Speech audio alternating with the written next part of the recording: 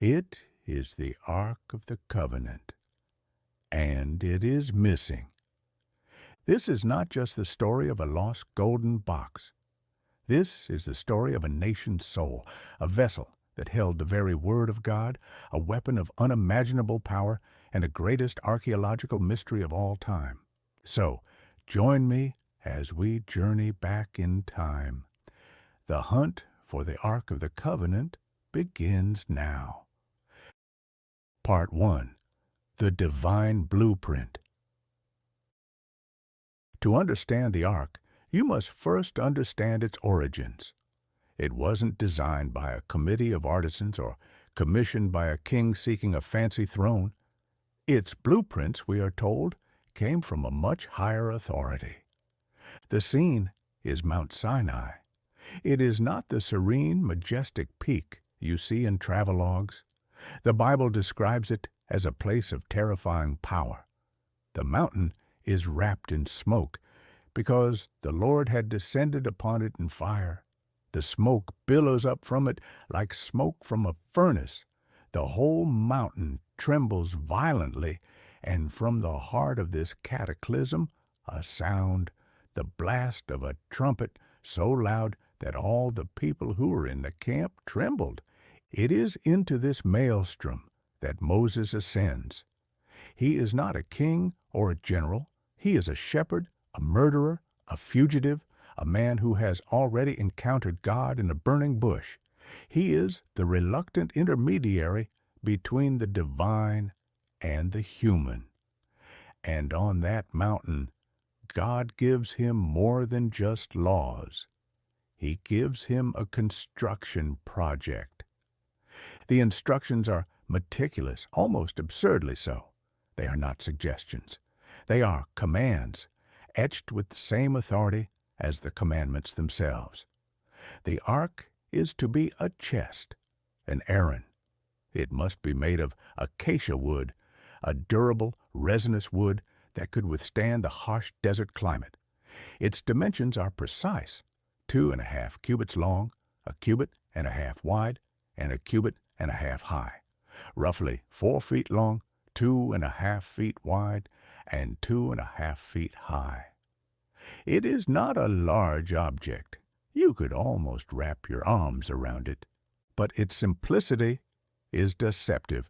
It is to be overlaid with pure gold, both inside and out. This is not gilding.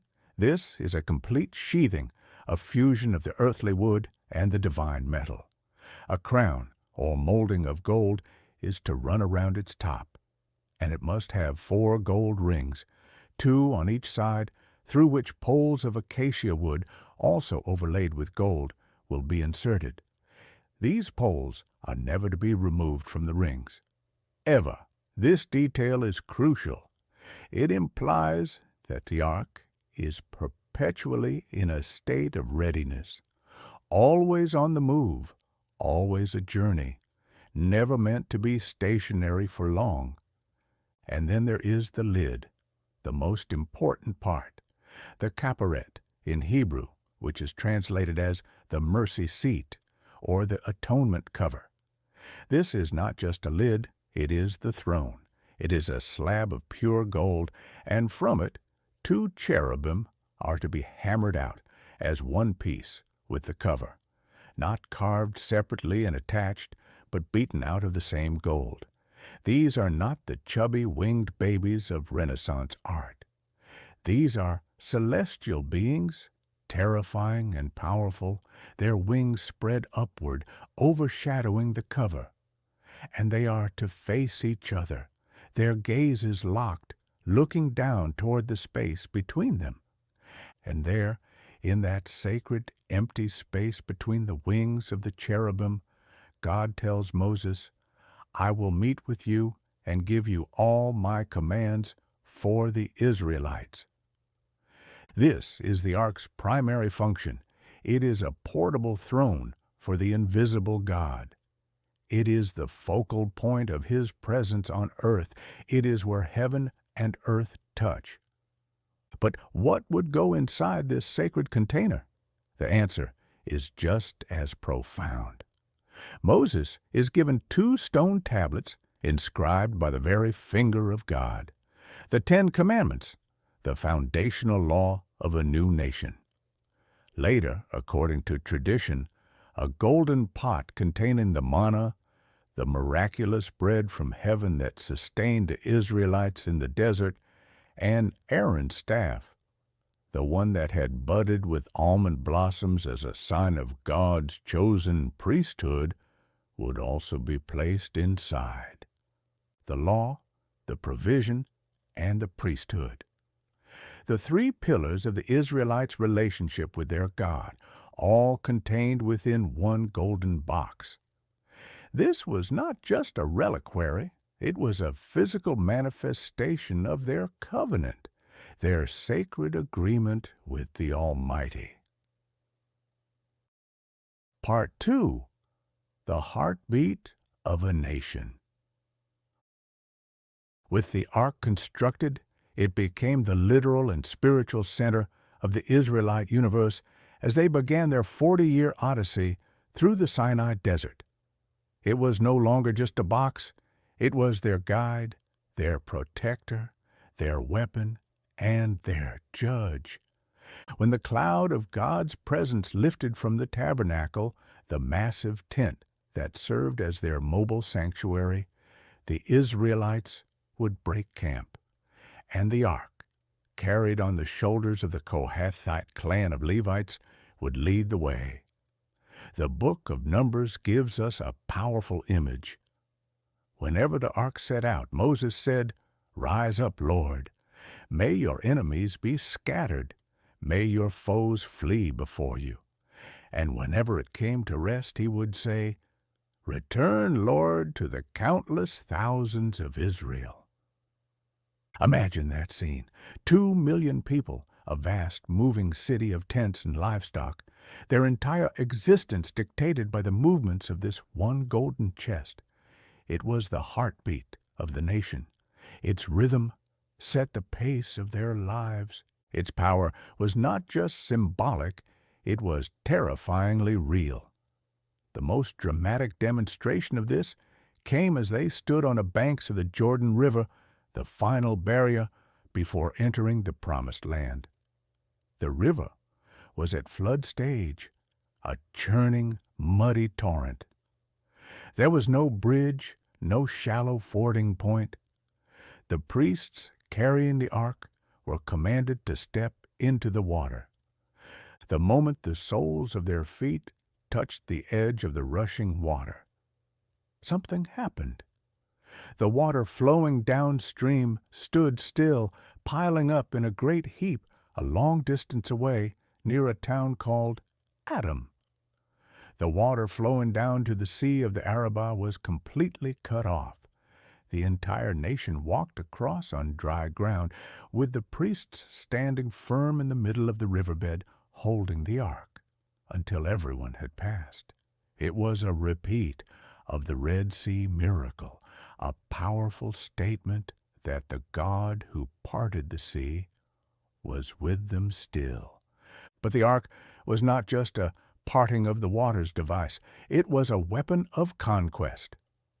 Their first major target in Canaan was the city of Jericho, a fortress with impenetrably high walls. The strategy given by God was not a siege, but a procession. For 6 days, the armed men of Israel, the 7 priests with their trumpets, and the priests carrying the ark were to march once around the city in silence. Only the sound of the trumpets was to be heard. Imagine being a citizen of Jericho, watching this silent daily ritual. The fear must have been palpable.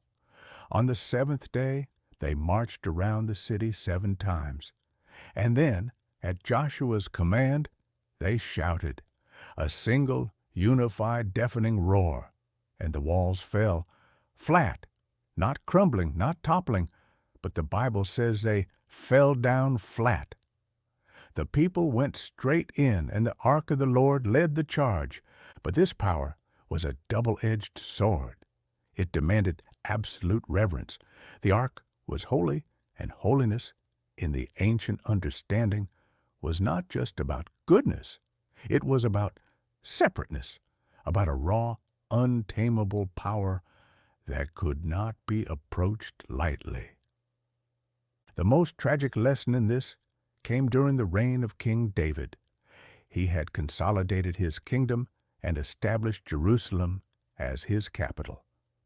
His greatest ambition was to bring the ark, the symbol of God's presence, into his new city. He organized a massive celebration. A new cart was built. 30,000 chosen men accompanied it. There was music, singing, and dancing. But they made a fatal mistake. They were transported the ark on an ox-drawn cart, just as the Philistines had when they returned it.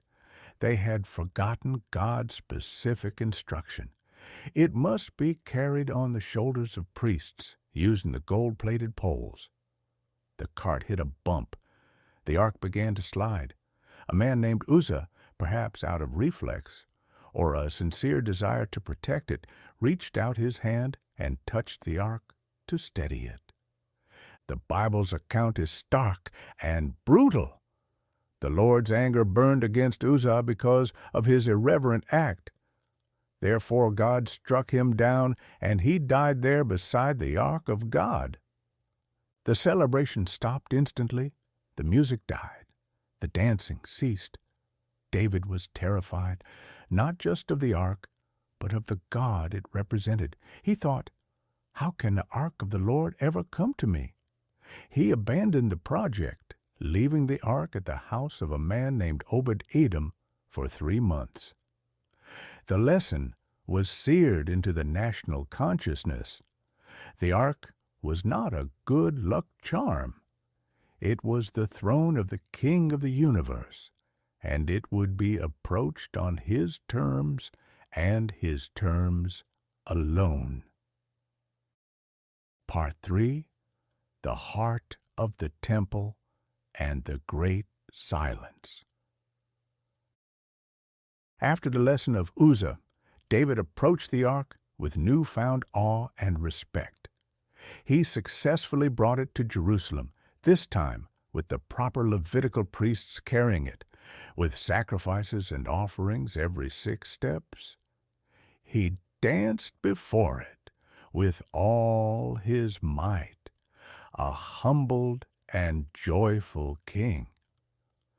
The ark found its resting place in a tent on a hill in Jerusalem, but it was David's son Solomon who would give it a permanent home. Solomon, a king renowned for his wisdom, wealth, and ambition, built the first temple, a structure of such magnificence that it would become the wonder of the ancient world. And at the very heart of this magnificent complex, in a room called the Holy of Holies, the ark was placed. The Holy of Holies was a perfect cube, 20 cubits by 20 cubits. It was overlaid with pure gold. It was separated from the rest of the temple by a massive, intricately woven veil. No one could enter it, except for the high priest, and only on one day of the year, the Day of Atonement, Yom Kippur. On that day, after a complex series of sacrifices and purification rituals, the high priest would enter the Holy of Holies, alone, in total darkness, with a censer of burning incense. The smoke would fill the room, creating a cloud that would obscure his view of the ark. Protecting him from its overwhelming presence, he would sprinkle the blood of a sacrifice on the mercy seat, atoning for the sins of the entire nation. For over 400 years, this was the rhythm. The ark sat in silent, unseen splendor, the spiritual and physical heart of Israel. It was the nation's most precious treasure, the ultimate guarantee of their relationship with God. But this golden age was not to last. The kingdom of Solomon split in 2 after his death. The northern kingdom, Israel, and the southern kingdom, Judah, were often at war, and their faithfulness to God waxed and waned. Prophets warned of impending doom if the people did not return to their covenant. The doom came in the form of the Babylonian Empire. Nebuchadnezzar, its powerful and ruthless king, turned his eyes toward Jerusalem. The Bible describes the siege in horrifying detail. Famine, disease, and finally, the breach of the city walls. In 586 BCE, the unthinkable happened. The Babylonian army entered Jerusalem. They burned the temple of the Lord, the royal palace, and all the houses of Jerusalem. They broke down the walls of the city, and they plundered the temple. The book of 2 Kings gives us a detailed inventory of what was taken.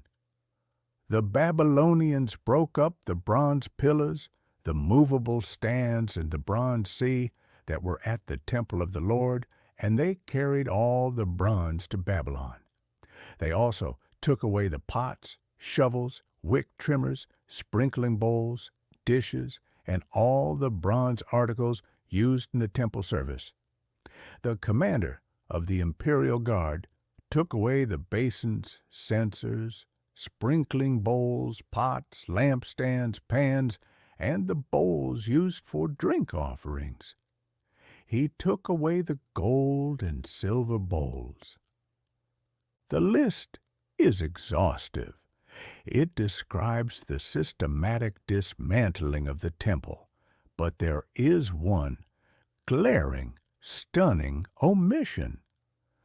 The Ark of the Covenant is not mentioned, the most sacred object in the entire temple. The very reason for the Holy of Holies' existence is simply not there.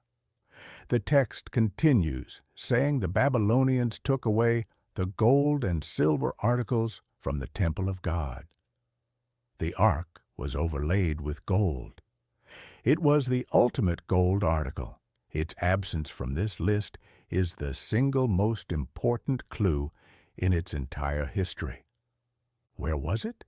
Had it been taken, and its omission a simple scribal error? Unlikely, given the meticulous detail of the account. Had it been destroyed? The idea seems almost sacrilegious. How could the throne of God be destroyed by a pagan army? Or had it been hidden? This is a moment the Ark of the Covenant vanishes from the historical record. It steps out of the light of documented history and into the shadows of legend, myth, and speculation. The great silence begins. Part 4. The Echoes and the Hunt. For 2,600 years, the world has been haunted by the silence of the Ark. Its absence has created a vacuum that has been filled by countless theories, legends, and quests. Where did it go? The hunt for the Ark is a story in itself, a labyrinth of history, faith, and fantasy. One of the most compelling and persistent theories is that it never left Jerusalem. The prophets Jeremiah and others had warned of the coming destruction. It is entirely plausible that the priests, seeing the writing on the wall, performed one last, desperate act of faith. They would have taken the ark from the Holy of Holies, carried it down through secret tunnels and passageways beneath the Temple Mount, and hidden it in a deep, sealed cavern. The second book of Maccabees, an apocryphal text written a couple of hundred years after the destruction, offers a tantalizing clue. It says that the prophet Jeremiah, being warned by God, commanded that the tent and the ark should go with him as he went out into the mountain where Moses climbed up and saw the inheritance of God.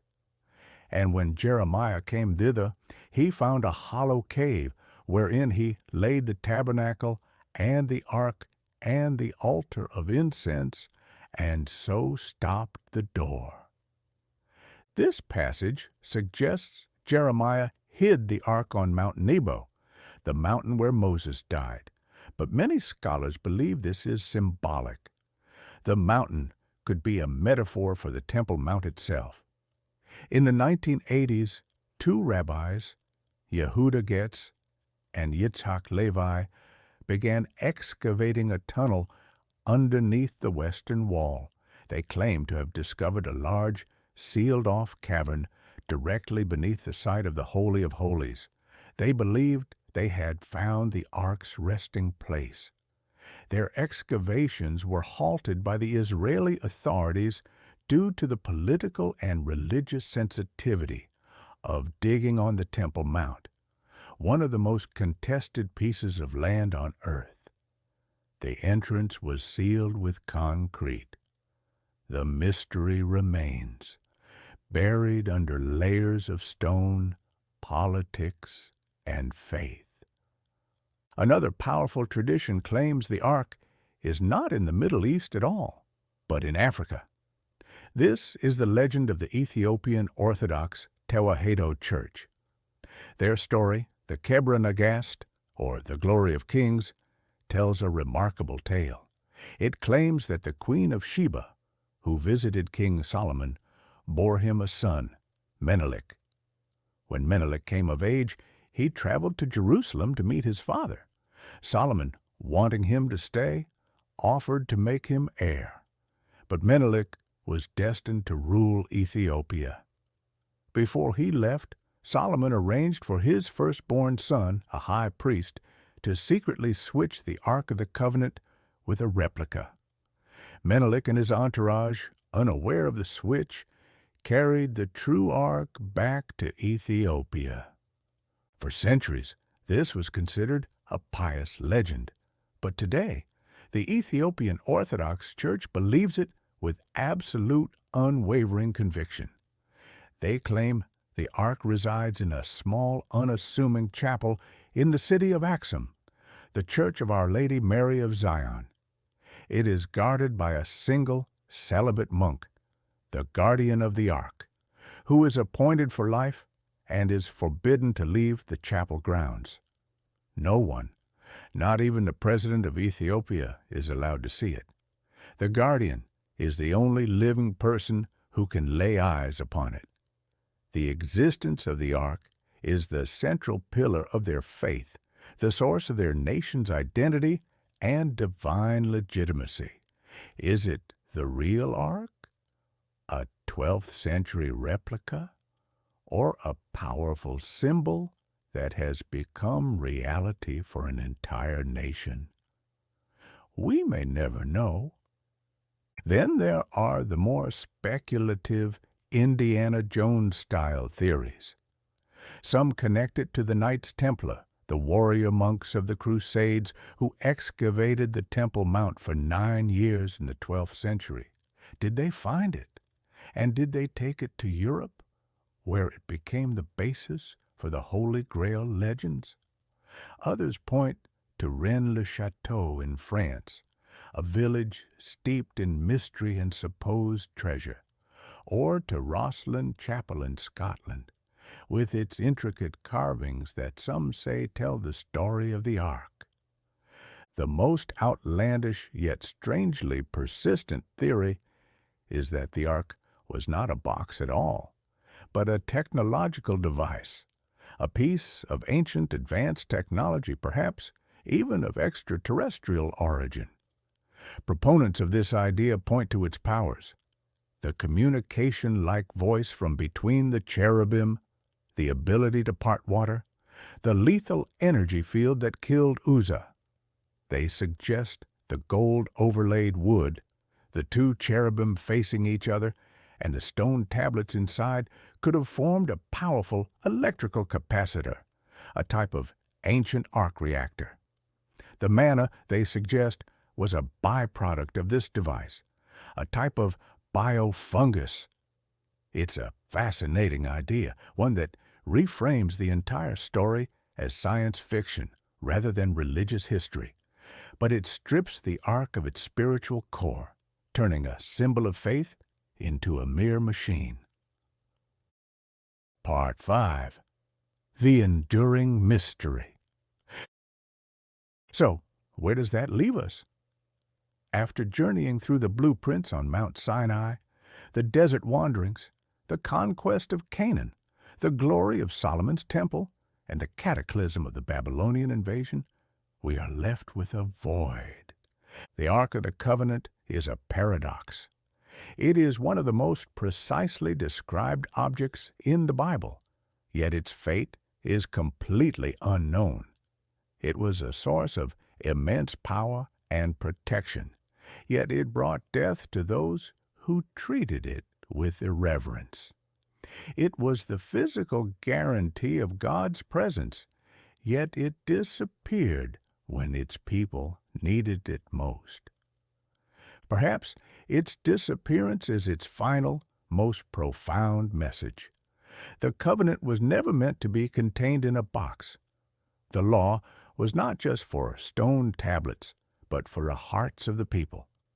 The presence of God was not confined to a space between two golden cherubim, but was to be found in their faith, their justice, and their lives. The prophets, who lived after the ark's disappearance, speak of a new covenant, a covenant written not on stone, but on human hearts. Maybe the ark was removed to force humanity to evolve beyond the need for a physical idol, a divine talisman. Its silence forces us to listen for God in a different way. And yet, the hunt continues because the idea of the ark is too powerful to let go. It represents a direct, tangible connection to the divine. It's the ultimate proof. To find it would be to find the very heartbeat of history. It would be the greatest archaeological discovery in human history, an event that would reshape the political and religious landscape of the entire world. Is it hidden in a sealed cavern beneath Jerusalem, waiting for the right time to be revealed? Is it being carefully guarded in a simple chapel in Axum, a secret held by one man at a time?